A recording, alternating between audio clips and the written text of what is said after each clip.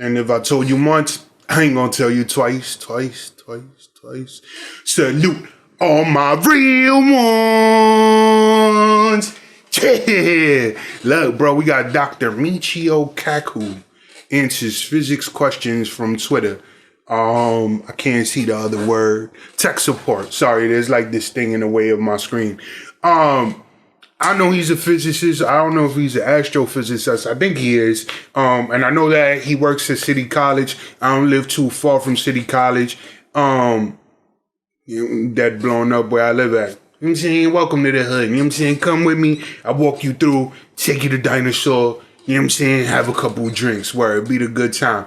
But yeah, I'm really interested to see what he says. I know I've seen him on like, what's that science show that that Morgan Freeman was like narrating it? Like Morgan Freeman can narrate anything. Like he was narrating the intro to 21 Savage's album. That's all you gotta know.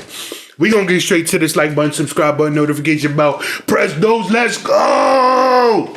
I read one science fiction story where the bad guy gets thrown into a black hole and he screams. In fact, he screams forever. I'm Dr. Michio Kaku, professor of theoretical physics and best-selling author of The God Equation. And I'm here today to answer your questions on Twitter. This is Physics Support. Hell is not a cow. Ask, y'all, why do atoms want to bond so much? Why don't they just stay single? You aren't missing anything. Atoms want to bond together. That's why we have molecules. That's why we have people, DNA. Our universe is based. Yeah, so I forgot where I heard it. A scientist said, we are a collection of cells that is aware that it's a collection of cells.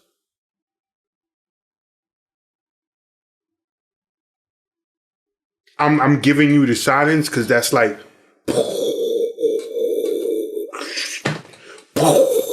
based on atoms which like to bond with each other. The electron vibrates back and forth, binding them together, and that's why we have molecules. That's why we have you. You are a consequence of the fact that electrons are shared between different atoms using the laws of the quantum theory. Deborah Morozak asked the question, what's your favorite law of physics? Mine is momentum conservation. Well, my favorite law of physics is the equivalence of matter and energy. Einstein's equation, E equals mc squared. This is why the sun shines. It's why the stars twinkle.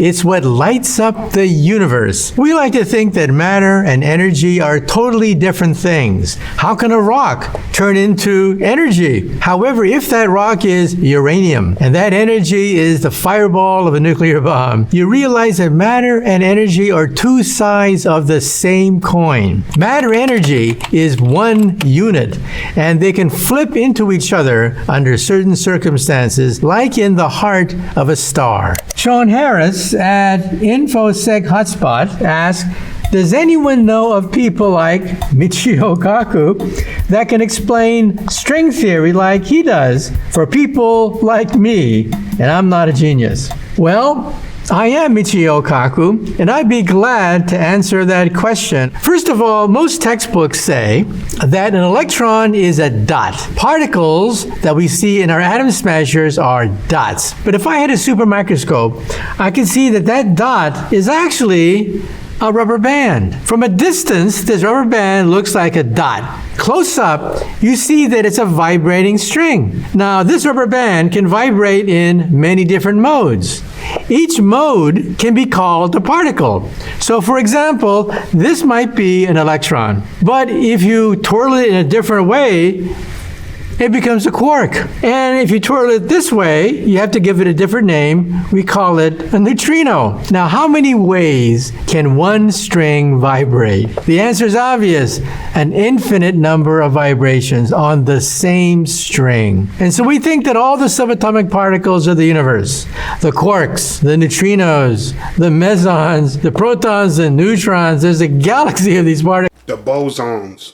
They're nothing but musical notes on a tiny rubber band. A rubber band so small that it looks like a dot. So what is physics that we had to struggle with in high school? Physics is the harmonies of vibrating strings. Physics tells us how these vibrations move. What is chemistry? Chemistry is when these strings bump into each other. Chemistry is what Walter White used to take over in New Mexico, Arizona, New Mexico. I think it's New Mexico. I'm a little with each other. But that's what Walt White used when he walked up into that building with all them drug dealers and he blew the whole place up. You know what I'm saying? And form molecules. Don't do drugs. Alex at Kiraskong asked, what is a quark? What is OMG? Yeah, it's Quark was the bartender on the space station Deep Space Nine, and he looks like he's Reggie Miller's cousin. Go look up Quark Deep Space Nine and look up Reggie Miller. Then come back here. You know what I'm talking about. oh my God. No disrespect to Reggie, but you dead look like him, bro. You look like a Ferengi. We think that inside the proton, there are 3 quarks, subatomic particles that make I'm dead gonna get canceled. up the protons and neutrons, which in turn make up our universe. Here's a question from Rick at Sojourner99. We live in 4 dimensions, but can see 3. How many dimensions are there? Einstein said, Well, the Unagi-Yao manifold, I don't know if they still if that theory is debunked, but it said we can have, is it 11 dimensions or up to 26 or 27, something like that. But we know the 4 are booty, I'm joking, length, height, width, time. as we live in a 4-dimensional world. We can go forward, backward, left, right, up, down, and the 4th dimension is time. But now we're beyond Einstein, and we have to go beyond 4 dimensions to perhaps, let's say, 10, 11 dimensions. But where are these other dimensions?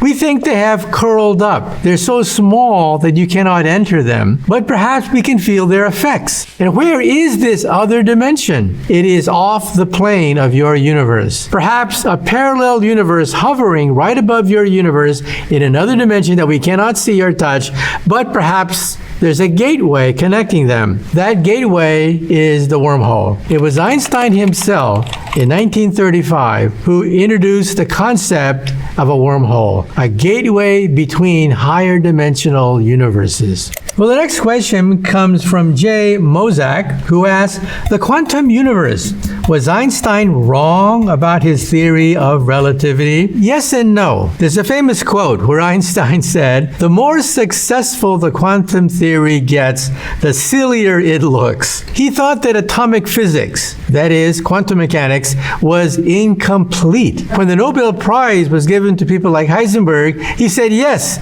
give them the Nobel Prize. They're onto something. And so, see, Heisenberg, ain't that the dude from Breaking Bad?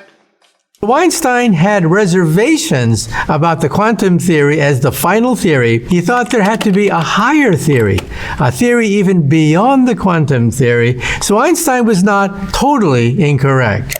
Obi Uchenna Lang asked, what is the God equation? Well, Einstein spent the last 30... Hold on. Isn't the God equation, and I'm probably going to get this wrong, the God equation is supposed to be one equation or a set of equations that can define all of reality in the universe. Because I know the theory of relativity cannot explain like quantum theory and something else. I'm forgetting. I'm having a slow day. It is Monday. Sorry. 30 years of his life chasing after the God equation. An equation perhaps no more than 1 inch long that would allow us to, quote, read the mind of God. A theory that would unite the 2 branches of physics.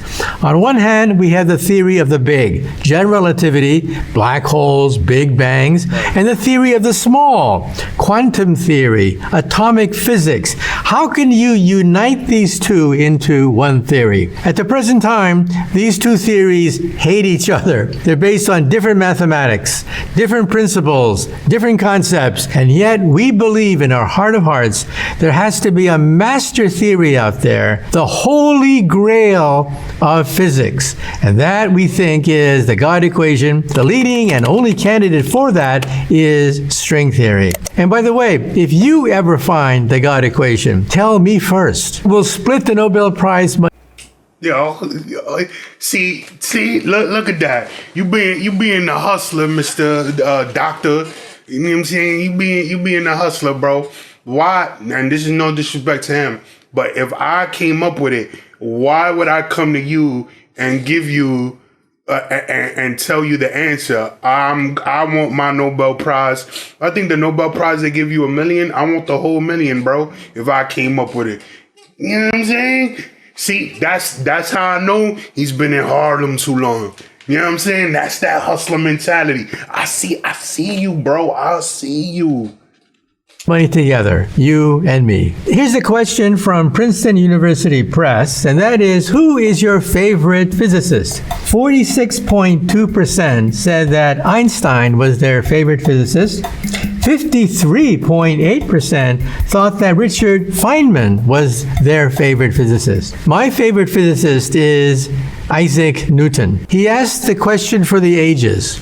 If an apple falls, does the moon also fall? And he realized that he didn't have the mathematics to calculate a falling moon. So what did he do? He invented his own mathematics called calculus. And the theory was one of the greatest theories of all time, Newton's law of gravity. And so during the Black Plague of 1666, one of the greatest minds in history went from superstition and thrust us into the age of mechanics, the Industrial Revolution. He changed world history. You can't beat that. Einstein is way up there, so is Richard Feynman, but Isaac Newton tops them all. The next question comes from Hassan Babaji, who asks, can light bend around corners? If yes or no, give one reason. Yes, light can bend around corners. In fact, that's why we have glass inside your glasses. When light goes into glass, it slows down slightly. Because it slows down, it deviates from a straight line. And that's why we have your glasses, telescopes, microscopes, because glass bends light. Also, gravity can bend light, as Einstein showed us, and we can actually see the bending of light as it goes around a galaxy. Then the next question is, can you bend light completely around an object so the object becomes invisible? And the answer is yes. It's well within the laws of physics that if you could govern the atomic structure of glass, then light would bend in a way such that it would completely go around an object, so anything inside that object becomes invisible. One day we will build a metamaterial out of nanotechnology that will bend visible light so that anything inside that capsule will become invisible. Harry Potter, watch out. Boxy Fan 2001 asks, I see what he did there, because Harry Potter had the cloak of invisibility. I see what you did there. how do black holes distort time, and what the hell does that mean? Time does not be Time dilation. Like, if there's one thing that I love about science, is time dilation. Time dilation, time dilation. One of my favorite movies is Interstellar with Matthew McConaughey, Matt Damon, and Catwoman. I forgot her name. Anne Hathaway. But basically, I don't. If y'all saw the movie, there was a part in the movie where they were on this planet that was near a black hole, and it was warping time. So long story short, they wound up being on that water world, and they got stuck for 3 hours, except that every hour that passed on that planet, 7 hours were passing by on Earth. And that actually can and does happen out in the universe. Another theory is that, well, not really a theory, but if you were able to take a ship, and the closer you get to having that ship travel at the speed of light, time would go more slowly. So if it were possible, which is not, to travel at the speed of light, and you did 1 year traveling at that speed, 50,000 years would pass by on Earth. So literally, if you think about it, like, right, so technically, if you can travel close to the speed of light, that is like time traveling. If it's in comparison to a different body like the Earth that's traveling at a slower speed. Beat uniformly throughout the universe. Clocks on the moon beat a little bit faster than clocks on the planet Earth. On Jupiter, clocks beat slower than on the planet Earth. The heavier the planet, the slower time beats. This means that on a star like the sun, time beats even slower. And the ultimate star, of course, is the black hole, the remnants of a dying star. We think that at the very center of the black hole, time stops. What does that mean if you were to fall into a black hole? From your point of view, it would take perhaps a few minutes, let's say, to fall through a black hole, depending upon where you started from. Your watch says that you went right through to the center of the black hole. But from outside, somebody with a telescope looking at you from outer space would see you frozen in time, slowly going into the black hole. Because time beats at a different rate from the outside and the inside. Get your head around this. Time can beat at different rates at different points in the universe. Shelby asks, like, how are black holes and infinite density even possible? Like, how does something get so dense that it collapses on itself? I want to know. We know that if I take a gigantic star or galaxy and compress it, its gravity is so great that nothing known to science can escape the clutches of gravity. So light itself is trapped by the black hole, and according to textbooks, it collapses to a point of infinite density. Let's be real about this. There's no such thing as infinite density. We just say that in textbooks because we don't know what happens when a star collapses into a tiny dot. Infinite density is a shorthand of saying, I don't know. We really don't know what happens at the very center of a black hole. If you do the mathematics very carefully, you realize that the black hole is spinning, and spinning stars collapse to a ring. They don't collapse to a dot at all. And if you fall through the ring, the mathematics says that you fall not just to the ring, but you fall to the other side to a parallel universe. That is, on the other side of a black hole, there's a white hole. Everything that falls in gets blown out the other end. The village celeb. So wait, are there white holes in this universe? Because then that would mean that if you were somehow able to go through that white hole, then you'd be able to end up in a different universe. At the village celeb. Here's a question for physics people only. I was sitting in the backseat of a bus, which was going at 120 kilometers per hour. You already lost me, dog. I'm in America. We the only ones that use miles. We the only ones that use Fahrenheit. You start talking kilometers, I start thinking, all right, cool. How the hell am I supposed to do 0.66 of 120 miles per hour, 120 kilometers? I'm going to mess this up. 77 miles per hour? I don't know. A fly rose from my shoulder and flew right up front and landed on the driver's. So does it mean the fly was going faster than the bus? Let's let Newton answer this question. And that is, velocities can add. If you are a bystander looking at the bus and the fly from outside, you would say, yes, the velocity of the fly is the velocity of the bus plus the velocity of the fly inside the bus. Velocities can add. Now, of course, if you're inside the bus, the fly seems to go at a very slow rate. If the bus is really a rocket ship, traveling near the speed of light, and a fly flies inside the rocket ship, apparently breaking the light barrier, How's that possible? Well, Einstein would say that you cannot add velocities in relativity. The fly cannot break the light barrier. No matter how fast that rocket is moving, no matter how fast that fly is moving, you cannot go faster than the speed of light. Newtonian physics is wrong. That means that the two velocities have to be adjusted because of the fact that time inside the rocket has slowed down. Now this is amazing, but it works. And this has been measured repeatedly with our particle accelerators and our experiments. David H. App Highwell asked this question. What is dark matter? Can it be touched? No. Is it dangerous? No. Most of the universe is made out of dark matter. Dark matter surrounds the Milky Way galaxy. If it wasn't for dark matter, the Milky Way galaxy would have spun out of control and the Earth would be flung into outer space. Can it be touched? Well, no, because it would filter right through your fingertips, right through the atoms of your body. Is it dangerous? No, because it doesn't interact with us. And then here's the big question.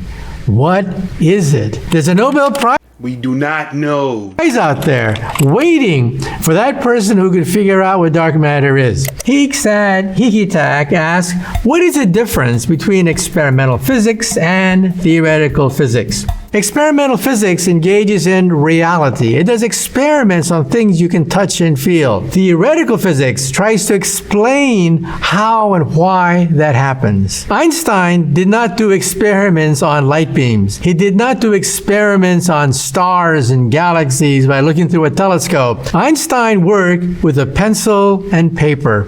That's called theoretical physics. And the heavy lifting was done by experimentalists who built the particle accelerators, the telescopes, and the devices that allowed us to probe into the center of space. So that was like Howard, right, on Big Bang Theory, and they used to always make fun of him because he was the engineer, and he would actually build the experiments. And then there was Leonard. I think he was the anyway. Big Bang Theory. Stars and galaxies. Jihan H. asked the question for physicists. Is adding a cape to your superhero costume enhance your flying abilities? I wish that Yo, you get to ask a world-renowned physicist one question, and that's what you pick.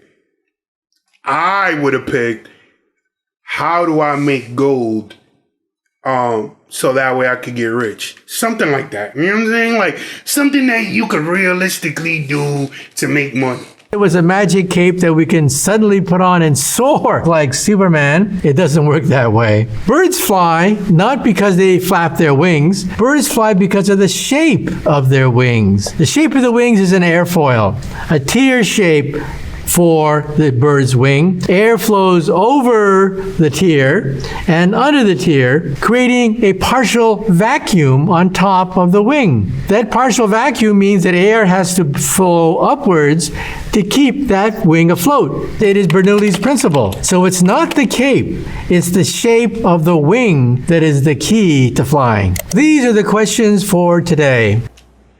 We're gonna leave it right there. Most of those questions were really good questions. Time dilation, man. If y'all want to see me react to more videos like this, which I love watching, because, you know what I'm saying, learning about, you know, just the place that we exist in and why, and trying to figure out why we're here and what's the point of it all. I know day to day, like, we don't get time to really think about it because we're trying to get to the bag. But, you know, sometimes you got to take time out and just really think about, like, what's existing, what is existence, what does it all mean, what's it all for, you know, and I've thought about that from time to time. But yeah, man, let me know if y'all like the video. My name is Rain. Catch you on the flip side. RCP salutes. Wait for it. Dab on him.